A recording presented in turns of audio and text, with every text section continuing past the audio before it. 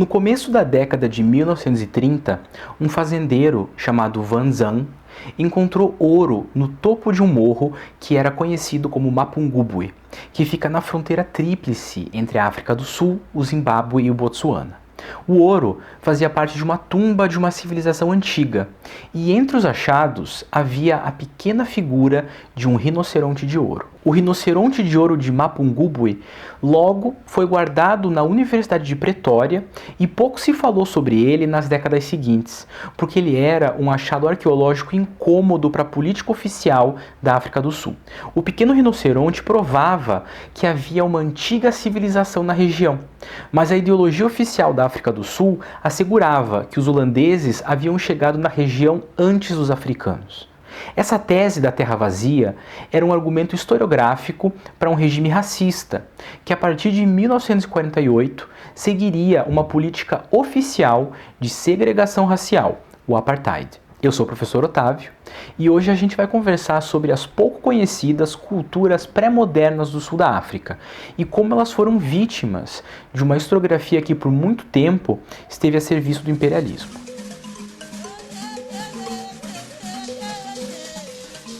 Ao contrário do que a ideologia dos colonizadores europeus afirmava, a parte sul do continente africano nunca foi uma terra vazia. Por milênios, a região foi habitada por grupos indígenas popularmente chamados de Khoisan. Os Khoisan são formados por uma variedade de etnias, e desde pelo menos o final do primeiro milênio antes da Era Comum, fazendeiros bantu da Bacia do Congo e do Sudeste Africano passaram a se expandir em direção ao sul. A expansão das áreas de pasto e cultivo dos bantu empurrou os Khoisan para o oeste, em direção às terras mais áridas do Kalahari. Esses movimentos bantu incluíram grupos que hoje são chamados de Sotho-Tswana, Nguni e Shona. E a partir da evidência arqueológica, a gente acha que assentamentos bantu maiores, em especial na região ao norte do rio Limpopo, isso é, no Vale do Zambeze, começaram a se formar por volta do 3º ou 4º século da nossa era. Esses assentamentos vão formando sociedades mais complexas em termos de estratificação social e talvez a partir do século VI ou VII, as elites que se formam entre essas sociedades começam a buscar novos espaços para demarcar seu poder. E elas encontram esses espaços no topo de pequenos morros que na língua africâner são chamados de kopje, que significa cabeça. Uma dessas moradas de elite é conhecida como Leopardskopje, ou cabeça de leopardo. Leopardskopje fica nas proximidades da cidade de Bulawayo, no Zimbábue, e parece ter sido ocupada a partir do século IX. A cultura de Leopardskopje produzia um tipo de cerâmica chamada de zizo, que é encontrada por toda a região sul do Zimbábue e em partes do norte da África do Sul. O que mostra pra gente que esses assentamentos faziam parte de um grupo cultural muito mais amplo. Em pouco tempo, essa cultura presente no Leopardskopje se desenvolve de uma maneira bastante peculiar.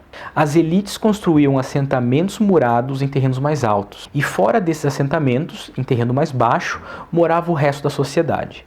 A arqueologia aponta que essa forma de assentamento, com divisões muito bem demarcadas, mostrava que a cultura do Leopardskopje possuía uma forte ideologia de distinção de classes sociais e de governo sacralizado, em que provavelmente o líder ele era tido como um condutor de forças metafísicas. Essa forma de cultura estratificada começa a ser vista também em sítios um pouco posteriores a Leopardskopje, como por exemplo Mapela e Bambandianalo, e depois no Morro de Mapungubwe, onde foi encontrado o nosso rinoceronte de ouro. A ocupação de Mapungubwe é datada do século X ou XI e parece ter seguido até o século XIII.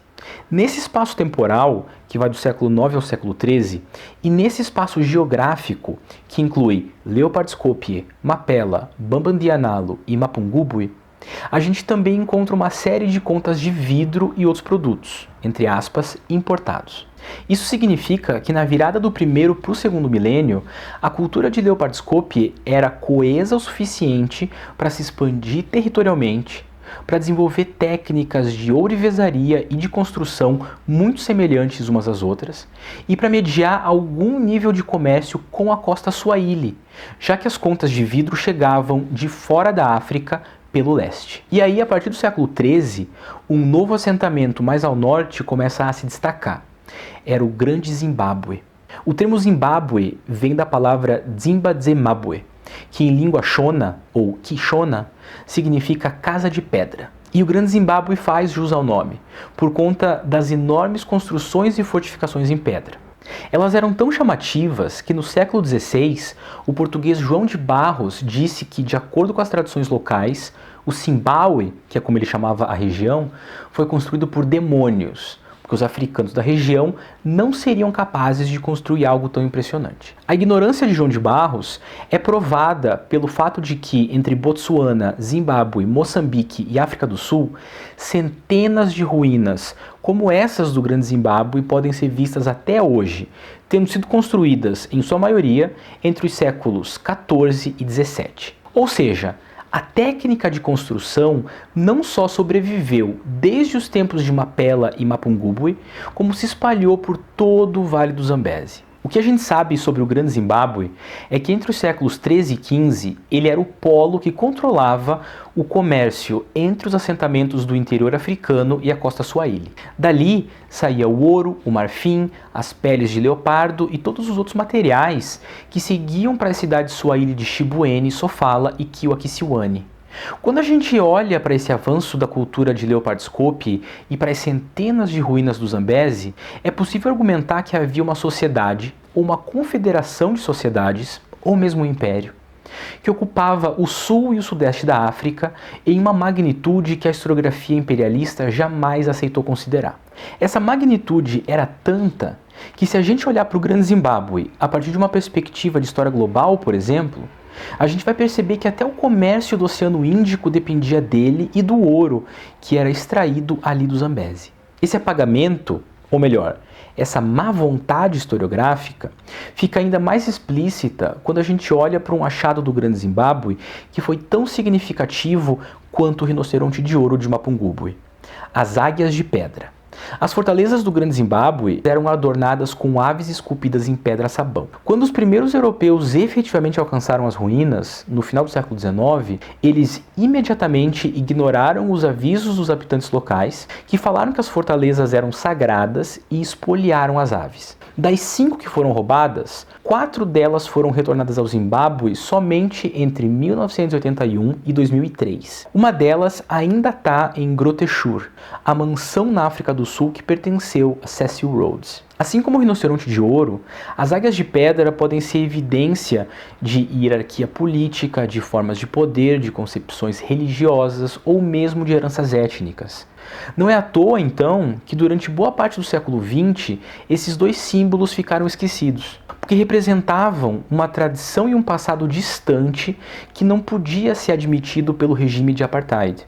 Esses dois achados arqueológicos se tornavam, então, o símbolo material de um passado disputado e da resistência da história africana. Por isso, o rinoceronte de ouro se torna um símbolo da África do Sul no final do século XX, e desde 1968 a águia de pedra adorna a bandeira do Zimbábue, que era chamado de Rodésia até 1980. Voltando para o contexto histórico, a gente pode ver que, de maneira geral, o desenvolvimento e o avanço da cultura de Leopardscope é dividido em fases. A fase 1 corresponde aos sítios da própria Leopardscope e o sítio de Bambandianalo. A fase 2 corresponde a Mapungubwe, Mapela e alguns outros assentamentos que ainda não foram estudados. E a fase 3 é a cultura do Grande Zimbábue e dos seus sucessores políticos. O poder político e a influência do Grande Zimbábue tinham diminuído no final do século XV e no século XVI. E aí a gente tem a ascensão de outras sociedades, como a de Mutapa, que também é conhecida como Império do Monomotapa, a de Kami e a de Butwa. Algumas dessas sociedades possuíram estruturas políticas que seguiram até o século XIX. Então, o que isso significa? Significa que isso que a gente chama de cultura de Leopardscope, ou cultura do Grande Zimbábue, não é simplesmente uma cultura arqueológica. É uma esfera social que gera centenas de cidades e que dura centenas de anos. É, efetivamente, um modelo civilizacional típico da região do Vale do Zambeze. Essa afirmação contraria quase toda a historiografia tradicional, que por muito tempo ignorou a existência de sociedades complexas anteriores ao século XVI no sul e no sudeste da África, Ou então atribuiu a construção das ruínas a outros povos, como por exemplo os árabes, os egípcios, os fenícios e até mesmo os sumérios. Mesmo depois que essas teorias caíram por terra, a historiografia tende a tratar o período que vai até o século XV como um distante horizonte arqueológico desconectado da vida atual, da história e das tradições do Zimbábue, da África do Sul e do Botsuana. Isso deixa evidente uma política de memória que, como a gente viu em vídeos anteriores, subalterniza a história da África e diminui o impacto e a relevância das suas civilizações, em especial ao desconectá-las do presente e das pessoas do presente. Afinal, a gente sempre tem que se lembrar que as tradições orais são fontes tão importantes para as sociedades africanas porque, de uma certa maneira, a história pré-moderna da África não é marcada por rupturas bruscas, mas por continuidades dinâmicas. Essa discussão foi centrada no desenvolvimento histórico de Leopold Skopje até o Grande Zimbábue, com o objetivo de evidenciar as políticas de memória e as ideologias historiográficas que afetam a nossa compreensão da história da África pré-moderna. Por mais objetivas e científicas que elas se pareçam, as análises arqueológicas, antropológicas e históricas estão sempre inseridas em uma lógica de colonialidade, imperialismo e africanismo. Se a gente não tiver o cuidado de olhar para essa tradição de forma crítica, a gente corre o risco de reproduzir uma narrativa que impede uma boa compreensão do passado africano. A bibliografia usada nessa discussão está na tela e também vai estar disponível no Padlet da nossa disciplina. Muito obrigado e bons estudos!